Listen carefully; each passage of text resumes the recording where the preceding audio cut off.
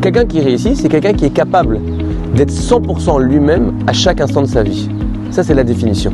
Maintenant, comment est-ce qu'on y arrive? Il y a un processus. Déjà, il faut avoir une démarche proactive de la vie, c'est-à-dire se lever le matin. C'est la première halakha du Shulchan Arour, se lever comme un lion, de mettre un réveil. Deuxièmement, il faut être capable de se dire, j'ai un but dans ma vie. Si j'y arrive, j'ai gagné. Si je n'y arrive pas, j'ai tourné en rond. Maintenant, une fois qu'on s'est dit, je dois aller quelque part, forcément, on doit se poser la question, mais où? Et pour ça, on va avoir besoin d'outils. Ces outils-là, c'est quoi? C'est la Torah. La Torah, ça nous aide à la fois à nous poser la question fondamentale de où, et pour ça, il faut apprendre à se connaître, parce que ma destination à moi, elle est propre à moi, et c'est pas celle de mon voisin. Donc je dois avoir ma définition de mes objectifs de vie. Et c'est pour ça d'ailleurs qu'on nous dit que celui qui est libre, celui qui étudie la Torah, parce que celui qui est libre, c'est quelqu'un qui est capable de se poser les questions qui sont bonnes pour lui. Ensuite, la Torah va nous donner des outils concrets pour savoir, une fois que je sais où je veux aller, comment est-ce qu'on y va? Et comment est-ce qu'on y va? Pour ça, je vais devoir être un champion du monde de plein de choses. Je dois être un champion du monde des relations humaines. Je dois être un champion du monde des relations avec mon conjoint, avec mes enfants. Mais je dois être un champion du monde de ma relation avec Hachem. Je dois être un champion du monde dans mon travail, dans mon étude, etc.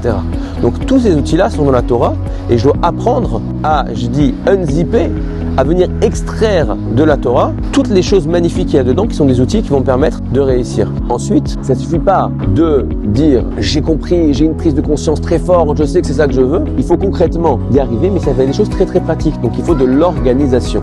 Dans sa vie, il faut des outils très simples. Donc en montrant des gens qui ont développé une réflexion, qui ont essayé de mettre en place une organisation, qui ont essayé de donner un chemin à leur vie, moi, ça doit m'apprendre à mon niveau à moi, comment est-ce que moi, dans mon univers, je vais arriver à mettre en place des bons outils pour arriver à mon objectif qui est le mien. Ça ne va pas venir en une journée.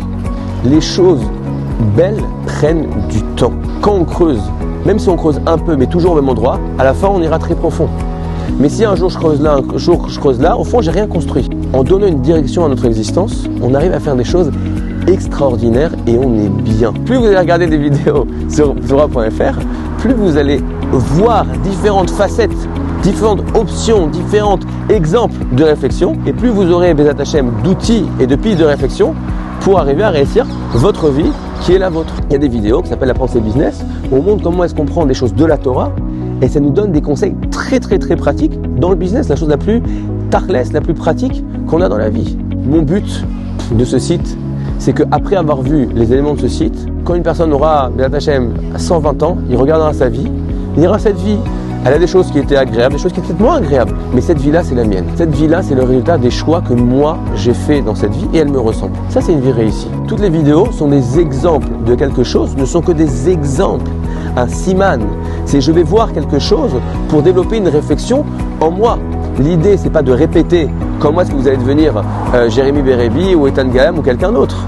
L'idée, c'est de montrer comment Jérémy Bérébi essaie de devenir Jérémy Bérébi, comment est-ce que Eitan Galam essaie de devenir Eitan Galam, comment des gens essaient de devenir eux-mêmes pour essayer de dire, mais attends, qu'est-ce que moi je peux apprendre de ça pour devenir moi-même? Et puis comme le dit souvent notre maître le Rav Hillel Mendel, on peut apprendre de tout le monde, mais on doit savoir comment.